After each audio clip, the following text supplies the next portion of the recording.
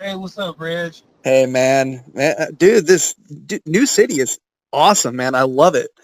Oh Uh, man, thank you so much, man. I yeah, really appreciate it. absolutely, man. I mean, I feel right at home listening to that. I mean, it's nothing out of left field. I mean, it's right up with everybody that's inspired you growing up listening to music. You can really feel that when you listen to this song, man. I mean, Man, you grew up listening to Sly, Stevie Wonder, James Brown, all that stuff. I mean, that is your stuff. That's your jam, and it comes absolutely, through on this. absolutely. Well, I'm glad to hear that, man, and it makes me feel glad to know that, um, you know where it's coming from, and it's not a stretch. You know what I Right. mean? Yeah, yeah, definitely, man. I mean, no, I mean, I looked into it, and I mean, it reminds me also a lot of Funky Jesus music. From the Diver Absolutely, City band, man. absolutely, It really has absolutely. that feel. The thing is, man, when I let people hear what I do, like at a Toby show, Hmm. they can very much relate to it because Toby has similar influences. He may Yeah. not go as hard as I do to the pavement. I mean, they're definitely there. Right. So I try to tell people, without clinging onto his coattails too much. It's like, look, Right. man, this stuff is cut from the same cloth Yeah. as a great deal of Toby's music, Yeah. because influentially we have some similar childhood influences musically. So yeah, it's very similar, very similar. Well, and I mean, like you said, he doesn't go as heavy into it as you do. But I mean, then again, with him, I mean, he's got a history of rock and rap and hip hop and soul Right. and everything. So he's got to find a way to kind of put all of that Balance in it out. there. But yeah, and Hmm. balance it. But with you, I mean, going out on your own for this, I mean, you have complete control over what you're going to do with this. And I mean, Absolutely. I've got to ask. I mean, is this something that's going to turn into a full album down the road, or an EP or something? It is, and I'm right now in the studio, Reg. I Sweet. just completed a track yesterday. Well, completed to the point where I can actually add vocals on it. And so there's about 3 or 4 songs right now that we're writing to, Okay. and I'm looking forward to getting into the studio. Just as soon as I can here within the next week or so to start laying vocals on these. And the first will emerge as another single. You Okay. know, so there's going to be more music, and yes, hope we'll be moving towards a full record. Probably towards midsummer or end of summer, but Sweet. definitely we got another single coming out real soon. That's awesome, man. I mean, and is this you? I mean, I know obviously you've got a band behind you and everything, I think, but I mean, is this you on vocals and playing every part in it, or do you have a band playing the instrumentals with this? And if you do, then tell me about how you got these guys. Yeah, basically when I'm in the studio, a lot of times it's just me. Hmm. I'll start out just me on everything. I may add female vocals, and then keep all of my background and lead vocal parts. Hmm. But if there's like on New City, what I did after I programmed everything, I had Josh Ellis, who normally plays drums with me. He came in the studio. We actually tracked at Tim Rosenau's studio, uh, who plays guitar for Diver City. We tracked at Hmm. his place and got the drums done with Josh, and then I flew the session out to Oakland, California, where one of my heroes actually played the guitar. Nice. Who's actually uh, everybody calls him Sheila E's little brother, and his name is Bobby G. Gonzalez. And man, Okay. he's played with Earth, Wind and Fire. Man, I saw him Oh, with Earth, Wind and Fire years ago, and saw him. He played with a buddy of mine with a breakout artist named Karen White back in the day, and I said, man, this dude on guitar is ridiculous. Who is this cat? So ended up, one of my mentors is actually very good friends with him, and he introduced us, and so there you have it. Now he's on the record. that's awesome, man. And listening to the lyrics. I mean, this song's about heaven, isn't it? I Yeah, mean, this is absolutely, this is about absolutely. when you get to heaven and what it's going to be like. I mean, how writing about heaven. I mean, there's so many like, interpretations of what heaven's going to be like. I mean, what's your Right. interpretation of that, and how hard was it to turn that into a song? I mean, I took it, literally, out of the Bible, you know what I mean? And Mhm. I just take the Most High at His word, and I'm not trying to add or take anything from it, because it is what it is. Um, uh, the song, I was thinking about everything that was going on, and just kind of the sense of seriousness that is the climate that we live in today, Mm. and you've got everybody, well, I won't say everybody, but you have a good number of artists that are singing about the ills of society. Mhm. And I just said, man, I want to do something different. I want to do something that puts a little light on the subject. Right. um, and is more of a celebratory kind of thing, something that we as believers, have to look forward to, Sure. you know. And so that was my aim. That was my aim for writing New City, you know. Gotcha. Yeah. Okay, yeah, I mean, because not only does this style of music just alone, you can't listen to it and not smile and be happy. Right. But when you've got a topic like this, I mean, it's impossible to listen to it and, for one, not move around. But two, Absolutely. you can't listen to it and not be sad, because Yeah. Yeah. there's just so much to it. I mean, it's Well, a I appreciate it. yeah, man, Yeah, I it's mean, and we have everything in the world to be excited about. The coming uh, of our risen Savior, and those of us that are in Him. That's the hope that we have. That's what keeps us. That's what keeps us, or at least keeps me grounded from day to day, is knowing that, man. You know. That's the future. That's what I have Mhm. to look forward to. Yeah, and talking about being grounded, I mean, being on the road as much as you're on the road and Mhm. touring and being away, and it's not an easy life. I Mhm. mean, when you're out on the road with that grind as heavy as it can be, how much more important is it to be grounded? I mean, do you have to put more work into your spiritual life to really stay strong in your faith when you're out on the road and tired and all that stuff? Yeah, you definitely have to. You have to make a purposeful effort. Because too, even time can get away from you because you have so Mhm. much free time. If you're not careful, you can do a whole lot of nothing. Yeah. So it's always good to to have a plan to do your Bible reading, your Bible study, your devotions, and things of that nature, so that you make the best use of your time. Um, there's always uh, the opportunity for discussion and things of that nature. Toby, when we're on the road, there's typically tour church, Oh, and cool. um, and I always make a point to go to church. Hmm.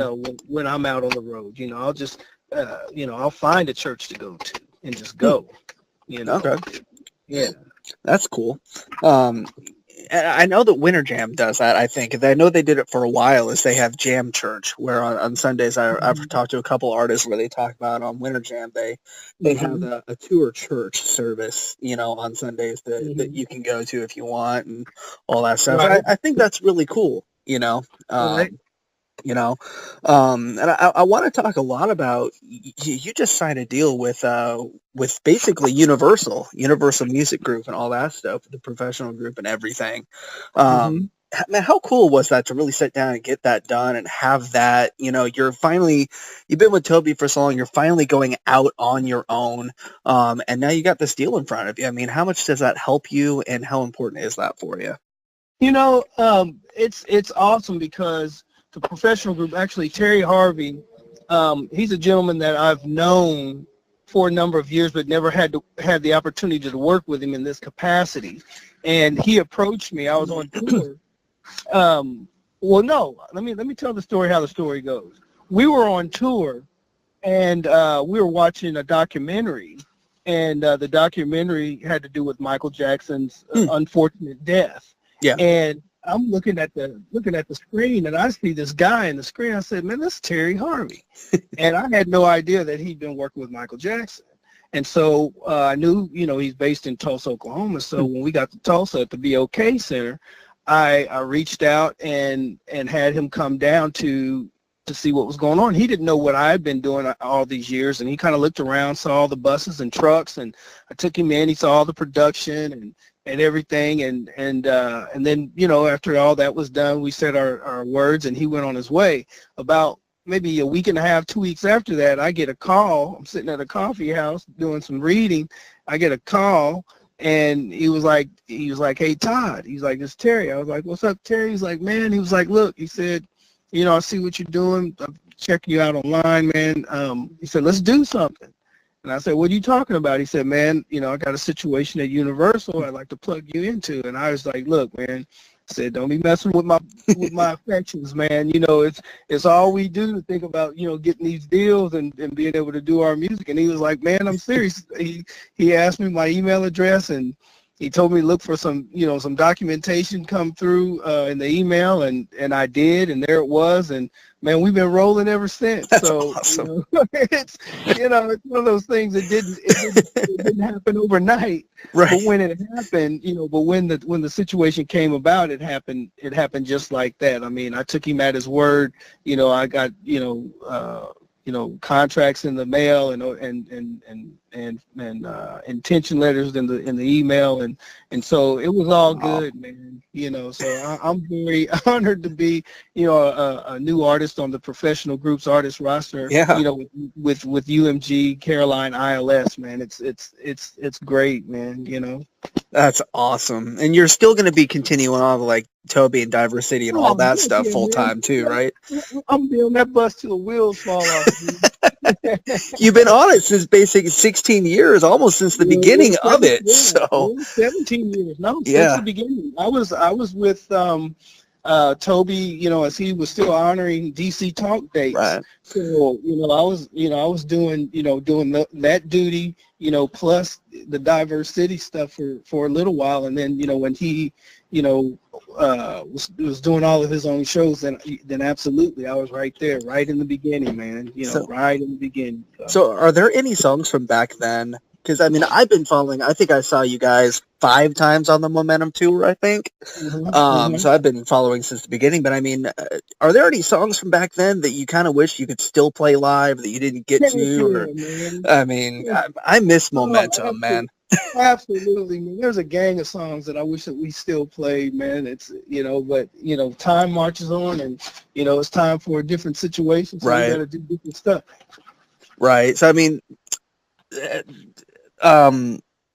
so I mean, with Toby and all that, you like we talked about earlier, there's such a wide variety that you have to be able to play and play really well. So I mean, how good does it feel to be able to do a project? I assume this one's going to be mainly funk based, R&B, funk, and soul. Yeah. I mean, let me see. To answer your question about Toby, it's really cool because Toby dips into a lot of different styles, and so. That's great because, it probably more so than a lot of gigs that are out there and available in our genre, it requires you to be able to play more than just one thing.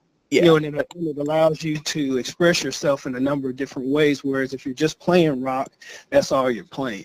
Right. But my stuff, it's more, it's more funk, R&B, pop, and rock, Okay. And I mean, there's probably going to be, some rap verses too, just because, that's what's happening. I mean, right. it won't be the forefront of what's going on. But it'll be an element, though. There'll definitely be elements. There will definitely be elements of it. And that's just so that, I can stay relevant with what's going on, Yeah. Well, you got to change with the times. I mean, no artist wants to be putting out, if you're doing funk now and, you got to change with the times. You don't want to be doing the same exact style. I mean, the best artists evolve over time, and they're not the same as they were, but they've still got that foundation there. Absolutely. It's like, the perfect example for me in this day and age would be Bruno Mars. It's like his whole record is a funk record, but it's done in a way that is brought up into a very modern day scenario. You know, Yeah. it sounds fresh. You know, and a lot of the reason why it sounds fresh is because it's kids that are listening to it for the first time. They weren't around back in the 70s and 80s. Right. You know, so I mean, but it's all good. I mean, we love those cycles, man. You Yeah. know, we love those cycles because as bass players, man, we like to play funk. You know. Yep. Well, it reminds me when Uptown Funk got big a few years ago, and all these high school Yeah. kids like, this has never been done. This is the best thing ever. I'm like, it's not original, but it's just really well done. Trust me, Yeah. it's not new. It's Right. just new now. You Yeah. know, It's new now. Absolutely. you know, You know. Absolutely. So, but hey, man, we'll take that. right. We'll take that too. You know, we'll take it as it comes. And at the same token, I've got a really good friend who plays bass for Bruno, and Yeah. I remember, you know, when he told me that they were going in the studio when they were working on these songs, he was like, man, I don't know, man, this stuff is really funky. You know, I'm a little worried about it. I said, dude, this is gonna be the biggest record. It's gonna be the biggest record of the year. Yep. You know, And it was. yeah, just because funk has just it's been Yeah. you know dormant for so long. It was just time. You know, it was just time for it. So, but yeah, man, you know, and I'm just glad that you know something that I've always been true to stylistically, you know, is back in the mainstream. You Yeah. know what I mean?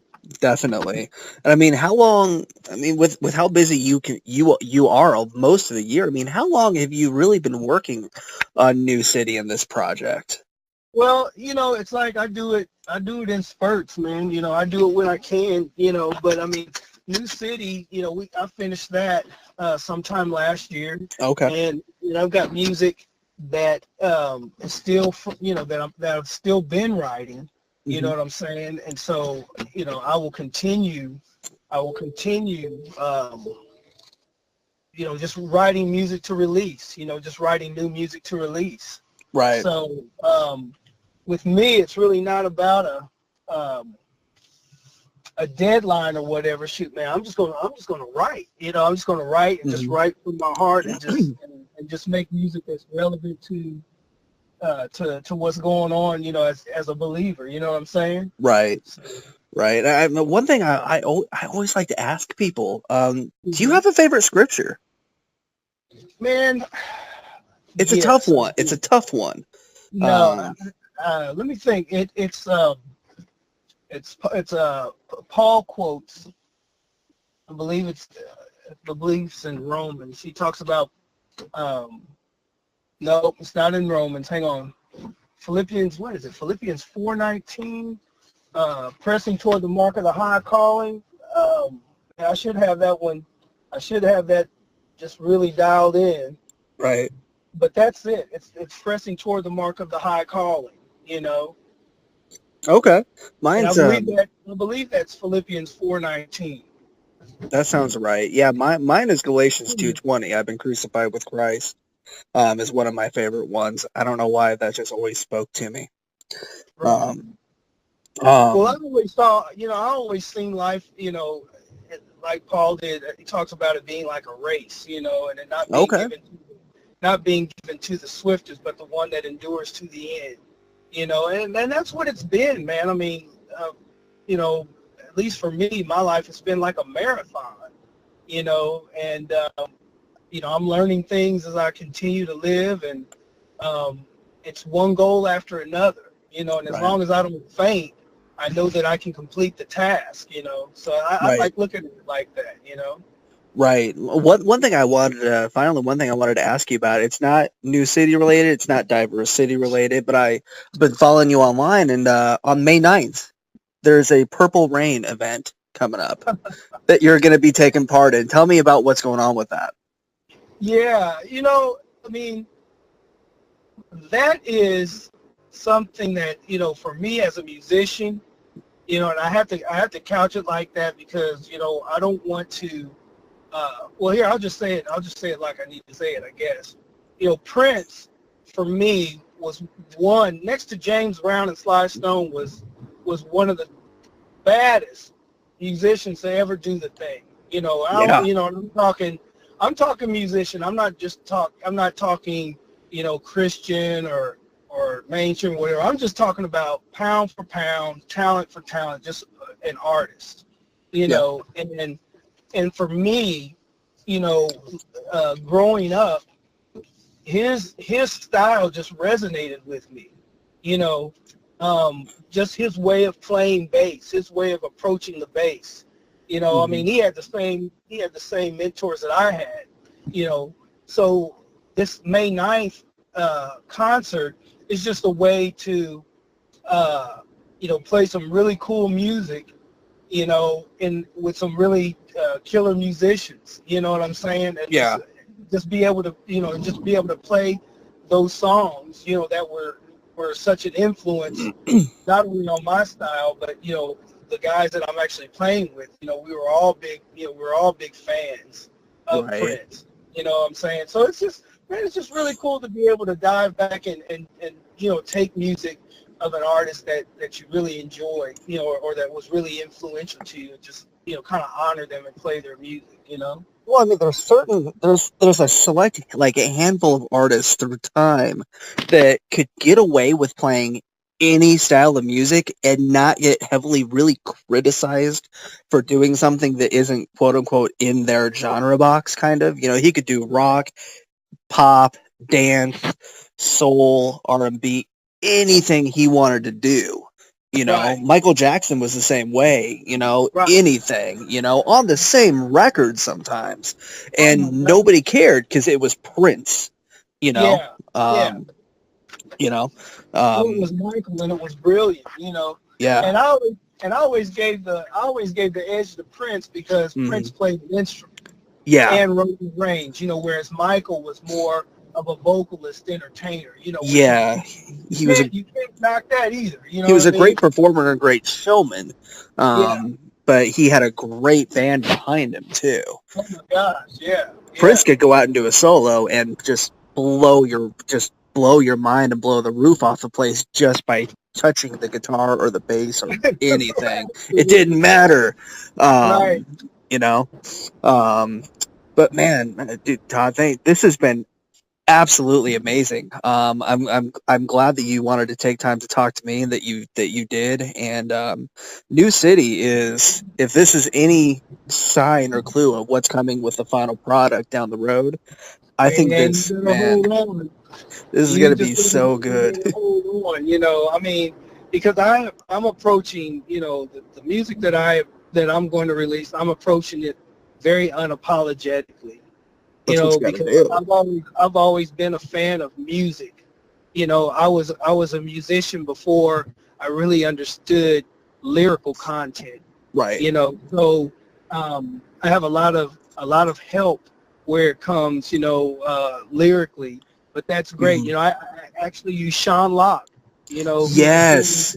Who was a former Diversity guy. Yeah.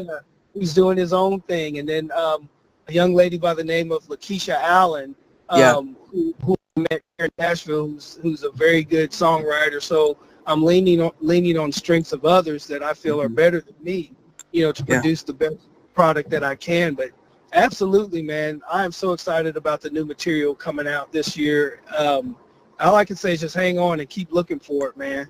Definitely. Man, good music is good music, man. It doesn't matter. I grew up on 80s rock, Petra Stryper, Aerosmith, but I also grew up on like Amy Grant and the Carpenters and that stuff too. Good music is just good music. It doesn't matter the style. You know, when it's good, you know it's good, and that's just all there is to it. So, you know. The main thing for me as a believer, you know, is to make sure that I can do music that reflects the life and the word that he's given me. You know what I mean? And bring about truth, you know, and bring about truth in a way that it turns people's eyes and points them to the Creator, you know. Sure. And through his son, you know, through his son Yeshua, you know, that's how we're saved. We got to go through the Son to get to the Father. So it's music that you know, shines the light on a holy God, you know, who sent his son, and that's the bottom line for me, you know. Right, and it's got to come from above. I mean, you got to sit down and pray over it, and just Absolutely. really write what God's telling you to write, where He's leading you to Absolutely. write, and that's where some of the best Christian music of all time really came from. It's not about what you want; it's about what He wants, and if that's the case, He'll make sure that it does as well as it needs to do. Well, that's exactly it, because it's his game plan. you know, Exactly. don't get it twisted. It's his game plan.